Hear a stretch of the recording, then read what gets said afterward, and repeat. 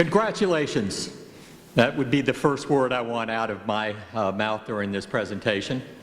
The second thing that I want to acknowledge is the presence of Dean and President Leduc. I think I know the real reason he is here, however. One was to feed the comment to the Associate Dean about me being as old as dirt. And the second was, he's heard so many of my speeches, he wants to find out if I have any new lousy jokes to tell. Or whether or not it'll be the same lousy jokes he's already heard 5 or 6 times. The good news, Dean and President, is that I have a bunch of new lousy jokes. So you will not have to go through all of that. I want to tell everyone here, congratulations, and that you made it here today, and it's your day. It's your day today to celebrate with friends, family, faculty, and others who in one way or another helped you along the pathway to get you to this ceremony. I think back on this day that I had so many years ago, and I'll never forget it. And I guarantee you, you'll never forget it either. You will forget, however, my commencement address. It's a guarantee. Nobody remembers commencement addresses, but I hope you will get something out of it that will sort of stay with you for a while, whether you realize it or not. To Dean and President Don Leduc, Associate Dean Jeff Martlew, the faculty here, the distinguished guests, the students, I thank you for the privilege of sharing with you this special time. I came in early. I have a way of wanting to check out where I'm speaking and what's going on. And there's a gentleman here sitting. He was all by himself with some youngsters from his family, so proud that his son was graduating. And that sort of reminded me of the importance of this day. For each one of you, it is so absolutely important that you're here to share this day with them. And I appreciate the time that you have given me. You worked hard for this day, and I brought along something that I use in some of my presentations that I'll make reference to during this time period. It's 2 hats. One of the hats says, Law School Where the Fun Begins. The other said is Law School Where the Fun Goes to Die. Now we are going to discuss through my time with you the meaning of those 2 hats and how hopefully you can put on the hat that we know you want to wear, which is Law School Where the Fun Goes to Start and where the fun will stay with you for the rest of your life. I'm here to try to speak both with a little bit of fun, but some seriousness. I'm the lawyer that's taken more license away from lawyers than anybody in the country. It doesn't make me popular at cocktail parties with lawyers, but it does make me want to mix the time here today with some joy, but also is my only opportunity to particularly look in your eyes and share with you the experiences of a long career about what might help you along the way and what also to warn you about along the way, so that you not only have an outward smile, but you have a peace within your soul. 2 months ago, I returned from a 2-week visiting professorship to Handong International Law School in South Korea. Yes, they do speak English because I sure don't speak South Korean. It was an experience of a lifetime. And the students at Handong International Law School bow to the professors as we walk down the streets. And it was disconcerting.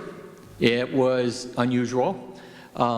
I didn't feel it was even deserved for an adjunct professor who did not make his life teaching, but I was there to try to help them with the challenges that they were going to face along the way, and I had the opportunity to develop a course, and I'm going to share with you part of that. But what I am going to do is something a little unusual.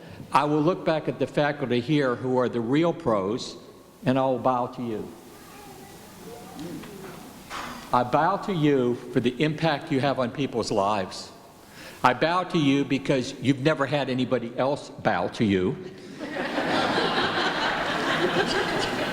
And I've talked to a few students, and you never will have anybody bow to you ever again. So I wanted to make sure you had that opportunity that I had. I also want to share a personal note about your dean and president. I could not respect anybody more in this profession than him. You have no idea how much he cares about you, how he stood up to try to prepare you in a legal education system that's fairly need of change. But he cares about you as individuals.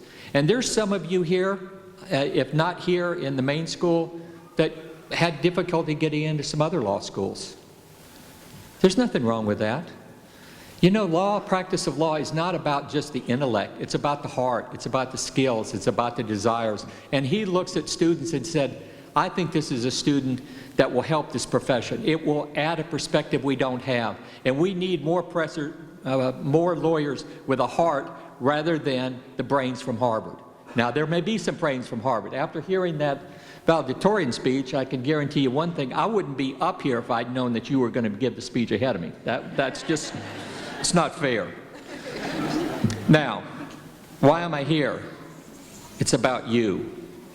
And I'm not going to insult you or your people that are here with you to tell you you need to be people of integrity and you need to be people of honesty and you need to be service-minded and you need not cut corners. That's pretty obvious stuff. You know that. I know that. But what I'm here to try to do is share how do we get there a little bit easier? How do we make sure that really happens? And I'm going to share, again, some serious stuff and some fun stuff. Here's some serious stuff. At Handong, I showed the students a video of 4 attorneys. The first attorney was a minority who went to law school for the sole purpose to serve minorities.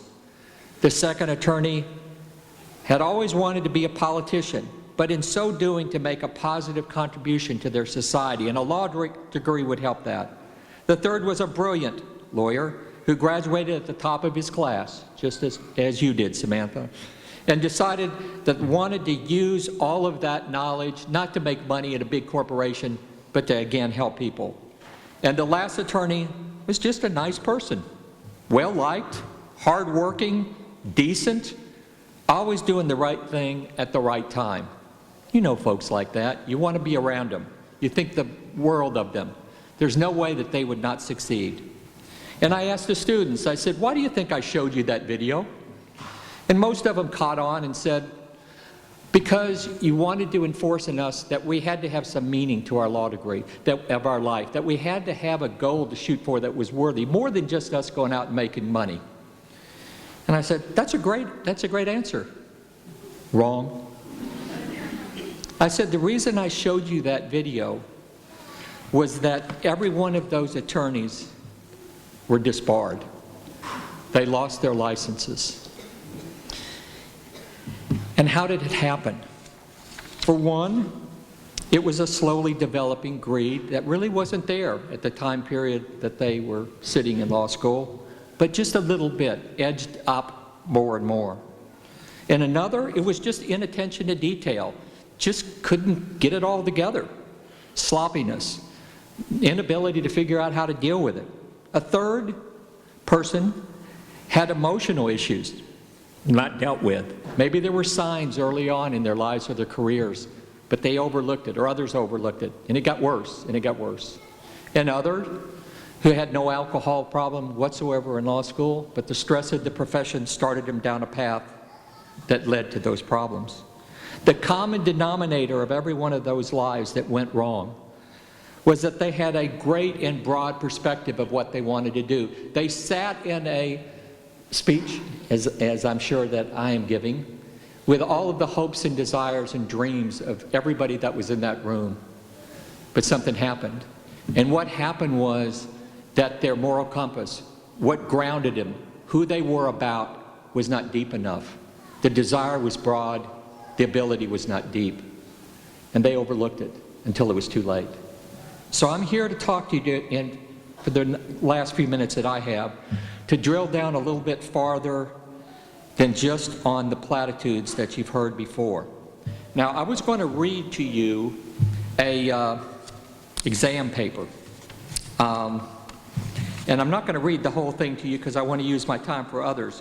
But you've heard of these kind of exam papers. If you go back to the last year's bar exam, where they ask A, B, C, D, and D, in the absence of the provision to the contrary in the articles of incorporation, the directors of the corporation elected for a specific term, and then you go down A, B, C, and D. Well, I added E for one of the answers. It was, Who cares? You're crazy if you think I came to law school to do this. I want to be a PI lawyer and make boatload of money. That was not one of the answers in last year's bar exam. However, that's what you're used to.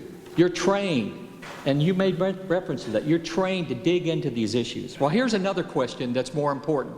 It's a test that corporations give now to almost every major person that they hire. And the example of the question is, you have been recently assigned to head up a professionalism committee for a bar association. What is the first thing you would do once you have the committee fully assembled at the first time? You got the committee, you're chair. Well, you draw up the agenda. Draw up the agenda and allot time for discussion of each item so that you make the best use of the time together. Makes sense. Have people take time to get to know each other. Makes sense. Begin by asking each person for ideas about how to go about the duties, the important duties of the committee while the ideas are still fresh in their mind. D, start out with a brainstorming session, encouraging everyone to say whatever comes to mind, no matter how wild it might be. For the type A's, and I believe there's a lot of you in here, you would not gravitate toward the question that is the appropriate answer, which is have the people take time to get to know each other. It's about people. It's about interpersonal skills, and it's about interpersonal skills. And even Samantha, who, by the way, I've gotten to meet, and you are an incredible person. You are an incredible person because you are grounded. And it takes more than being the top of the class, though. Because if you did not have the development of what's called an emotional IQ, about those interpersonal skills, you might be headed in the wrong direction as well. Now, we need each one of you in this audience today in our profession. Each one of you that graduated, we need you. If you develop this second set of skills, frankly, we don't need your brains. We got a lot of smart people in the bar. And if you've noticed, we got a lot of problems in the bar. And I'm not saying we don't want smart people. We don't want intelligent people. We don't want you to use your minds. But it's not the minds we need. If, however, you are relying solely on that understanding, and by the way, I put this in there before your speech. If you rely entirely on your understanding of the rule against perpetuities, it might be better if you went into another profession. Now, by the way, if anyone can explain that doggone rule to me afterwards, please do so. I passed 2 state's bar exams, and this is not advice I'm suggesting to you. I passed 2 state bar exams by knowing I should spend absolutely no time trying to learn the rule against perpetuities. It was a waste of my time, and I passed. So I'll just share that with you as to whether it's a good idea or not. Now, Larry Krieger, and I'm going to get even deeper in some serious topics here. Larry Krieger of FSU is the nation's leading researcher on what makes lawyers happy, or the reverse, what makes you unhappy. Now, I'm not to be a downer, but I'm going to tell you the truth. Our profession is a profession which has more depression in it, more suicides in it, and more struggles in it. It does. That's just the real world. But guess what? That doesn't mean you got to be unhappy. It doesn't mean that you are unhappy. But it does mean that you need to pay some attention on these issues. And what does Larry Krieger say? After thousands of people being interviewed, and by the way, my wife loves to talk about research like this. It's called the DUH research. You really needed to research this. But the DUH research led to the following. Do what you like doing. The process of it. If you don't want to try cases, I don't care how much you need to earn money. Don't start trying cases. If you like the intricacy of dealing with contracts and you want to get in a room away from human beings, close the door, and draft the best contract in the world, then do it. That's what you need to do. I do what's called ethics schools, where we bring in lawyers that have initial problems, but they're low-grade problems. And one of them came in that was a friend of mine one time. And instead of being disciplined, we give him a day of advice. And he came up in tears to me and he said, John, I want to talk to you. I want to talk to you tomorrow at lunch with my wife. And he came in and he looked at me. He'd been practicing law for 18 years. He had ulcers. He was miserable. He was making everybody else miserable.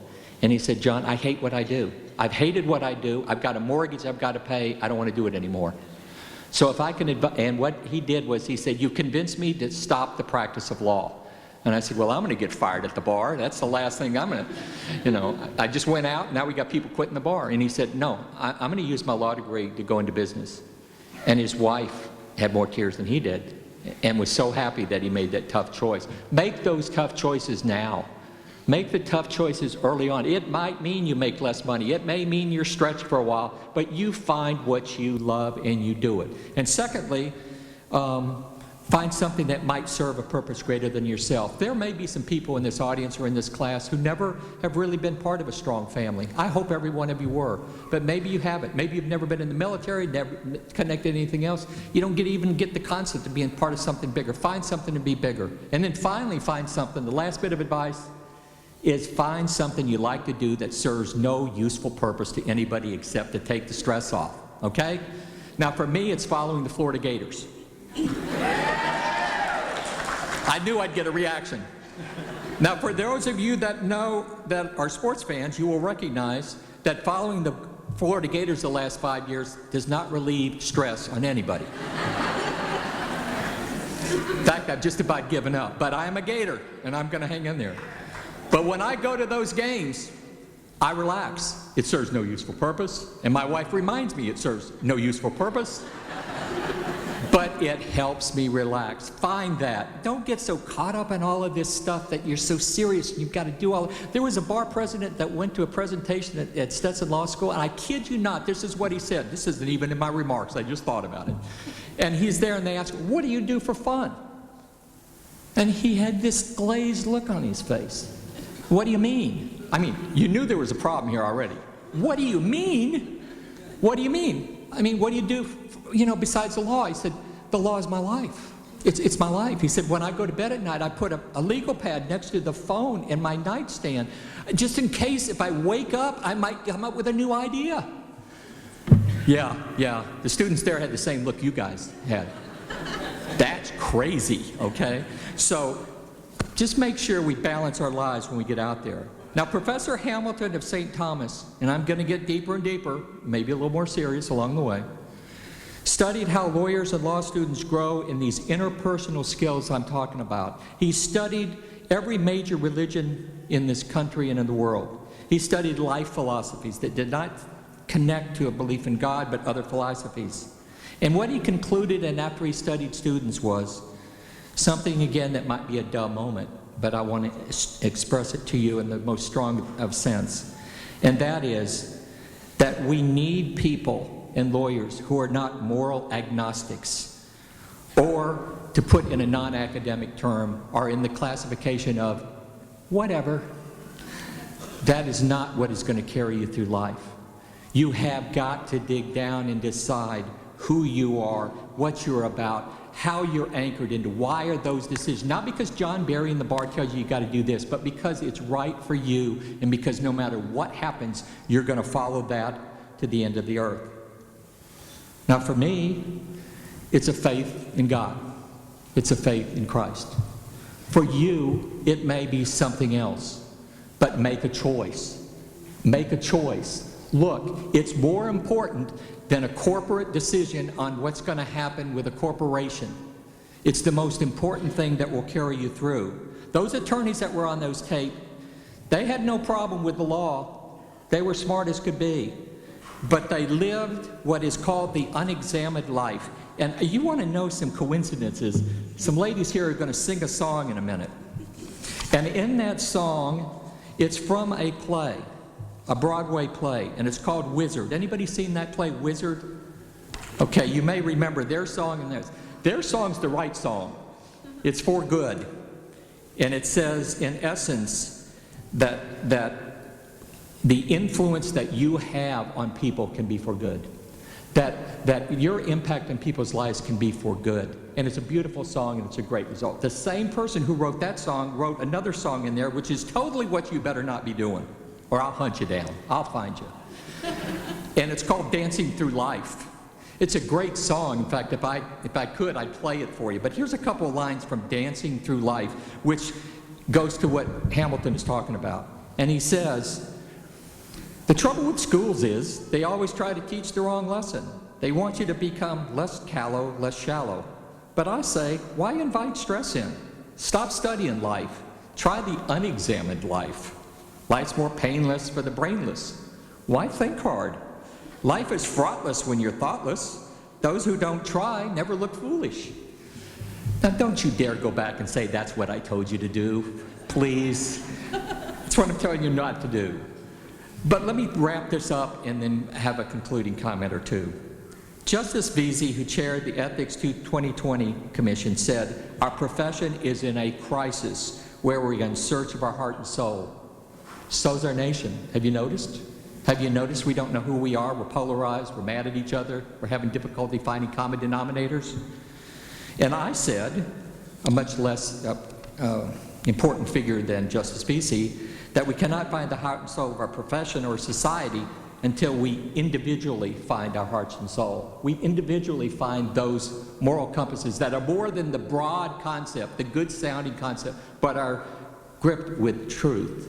Now, I found it another interesting thing. It's not up here now, but when I walked in early and saw one gentleman here, there was a motto of USF, and it said, truth and wisdom. Interesting. My speech was in reference to the difference between truth and wisdom. You will have to find those in your own heart. But there's a difference between education, information, facts, and the truths of this universe as it affects you and how it's going to affect how you go in this life. So why does it matter? I want you to close your... Now, this is dangerous. I've never done this before. Dean LeDuc still hasn't walked out on my presentation, which really makes me feel good.